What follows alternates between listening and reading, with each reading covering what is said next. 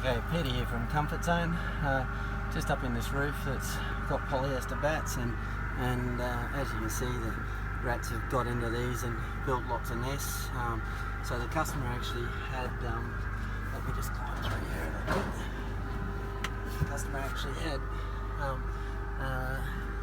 them eating into the plaster and coming through on the inside. That's how many rats were in these bats. Now, the interesting thing is only a quarter of the job's done with these bats, because the rest of it's done with cellulose fibre, and as you can see, the cellulose doesn't have any rat droppings on it.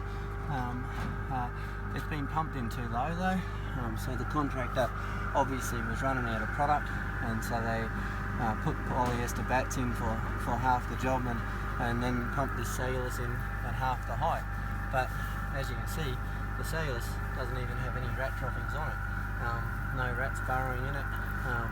It's a much better product. So what I'm going to do is pull out the polyester, vacuum up all of the rat droppings, and then repump cellulose in to the right height and fix the job. Alright?